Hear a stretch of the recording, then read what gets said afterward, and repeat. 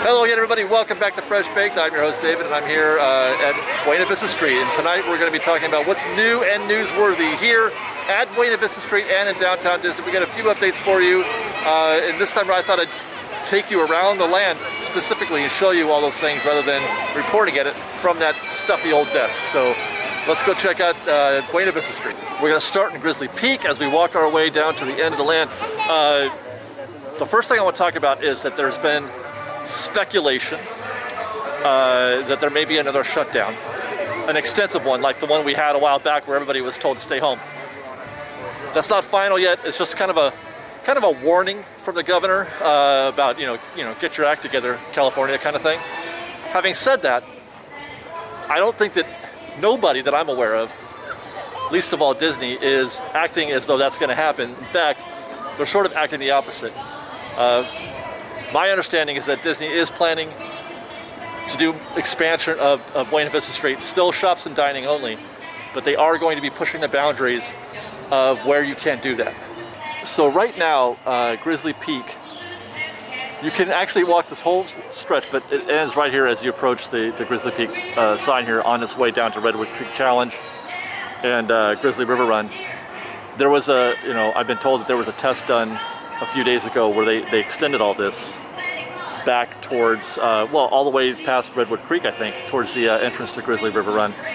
And that was done in order to sort of test to find out if people would walk down that way, if it would draw a crowd. Because if you look down here, I don't know what time it is right now. It's 7:30. This is a Tuesday night though, so I don't know if this is indicative of what to expect, but what they're looking to do is to expand the real estate on which they can open this place to get higher capacity crowds in here, to get more people in here. So they just open up areas that may or may not have traffic on them, but at least it counts towards areas that guests can be at. So look for possibly Grizzly Peak to be extended. And also, I've heard two separate rumors that things are going to expand this way. One is to go into Cars Land, one is to go into Pacific Wharf. The former, Cars Land, does not make a lot of sense to me in the sense that it doesn't have quite the shopping and dining lure that, I should say dining anyway. Pacific Wharf makes a lot of sense because of the dining options. That's a reason to pull people that way. Cars Land does have more shops than Pacific Wharf does, but the dining areas are kind of small. So I don't know, and plus the Cars Land area specifically, the land itself is very narrow. So I'm not sure about that. It does make more sense to me to take this down to Pacific Wharf, but those are things that they're considering. As for a timeline for either this or Grizzly River Run, or Grizzly Peak I should say, you're still looking at sometime in January. I don't think it's gonna happen this year. We may see more things open in the areas that are already kind of open, which we're gonna get to in a second, but I'm not expecting to see the Pacific Wharf open probably until January, as long as everything doesn't get all weird and crazy in the meantime. Meanwhile, you might have seen our video last week about whatever this gate over here is. We tried to figure this out. I've got an answer for you, I think. That when Buena Vista Street first opened up, people were like, dude, this wasn't here before. Why is this gate here? We did a video to speculate about what that might be. We even peeked over the wall a little bit to see if we could learn anything back there about what they're doing. You can see the speakers and the lighting fixtures up there. It's not backstage, as far as we know. Here's what we do know, or here's what we've heard and we think is correct. I was about to show you all the carts. You can see that from our video from the opening day, but there was a bunch of ODD carts here to get turkey legs and hot dogs and whatnot. They have a whole bunch of carts out here. The idea is to move all of that stuff into this space. It's going to be like flex space for I guess festival space. This is what we've heard from a couple of folks.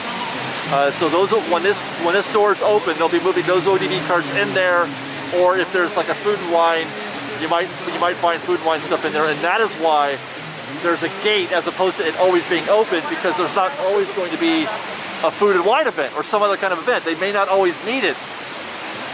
So when there is no event, they'll probably have the gates closed. When there is an event, food and wine festival or stuff of that nature. Now this one came as a bit of a surprise to me, but it does make a little bit of sense.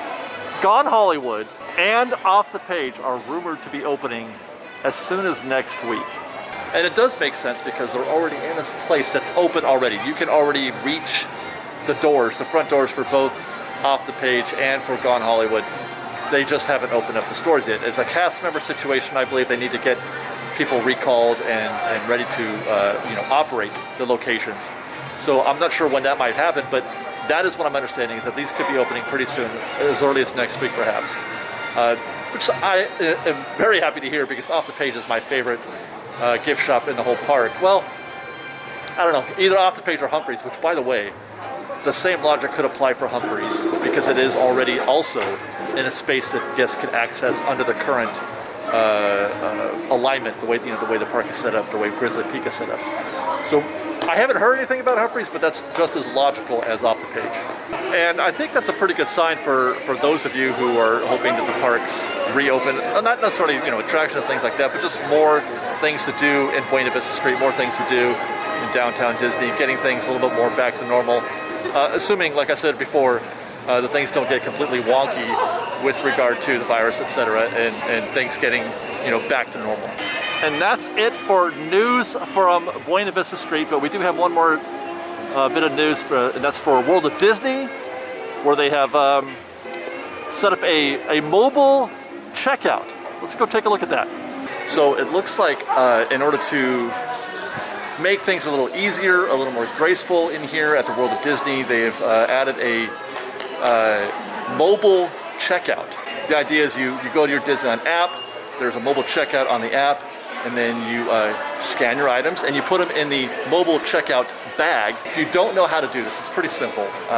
If you don't have the app already, they've got signs right here where you can download just a QR code, scan that, it'll download the app to your phone, and then you'll see a Shop at Disney option right there on the front page. And then find an item, scan it, and put it in your bag. So let's take a walk through World of Disney for a minute, see if we can find a couple toys. As a matter of fact, I think this might be a good opportunity to contribute to the Toys for Tots campaign that Disney's doing. You buy a gift here, you drop it off at the Toys for Tots bin up there, and they give a donation to Toys for Tots. So we'll find a couple toys for some kids, and hey, how are you? And in the process, we'll check it out with the mobile app. All right, how about some Woody and Buzz, those little wind-up toys? Wind them up and let them slide on the ground. I used to love these when I was a kid. So we got the app started already. All we have to do is scan an item with our phone. We got our Woody toy, and we're gonna scan. You hit the scan item button, adding to the bag, and there you go. Toy Story Woody pullback toy is added. We'll do the same. I'll scan another item, and we'll do the same with Buzz Lightyear. Easy peasy. It's just like scanning any other QR code. When you go anywhere, like how you're doing menus these days, you just scan it, puts it in the bag. By the way, I'm also going to get this for Liz. She will not stop talking about this tote that she has to have. You get a discount if you buy a product, and you get this for $15, so we'll add that.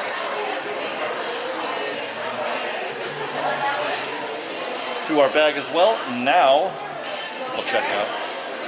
Click purchase, and that's it. Then you show your QR code to the cast member at the exit. They'll check your bag to make sure you're not, like stuffing extra Christmas presents in your bag. It's not very Santa-like, but they gotta provide a little bit of security here. And that's it. You're done. You don't have to do anything. You don't have to go check out at the counter or anything like that. Simple.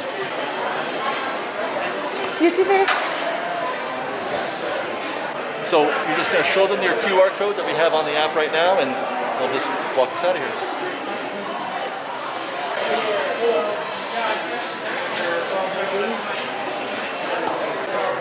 Oh, I see. There we go. Got it. Thank you so much. The next thing we're going to do, we just drop the things right in here? Oh, yes. Yes. Okay. Thank you so much for your gift wrap. Toys for Tots. Of course, thank you. And that's it. We've shown you the mobile checkout and Toys for Tots. I feel pretty good. It's a good feeling, isn't it? Yep. Yay. And there you have it, FreshBaked. That's our updates. That's what's new and newsworthy at downtown Disney and Buena Vista Street. Hope you enjoyed this quick little update, and we'll see you next time. Until then, fresh baked.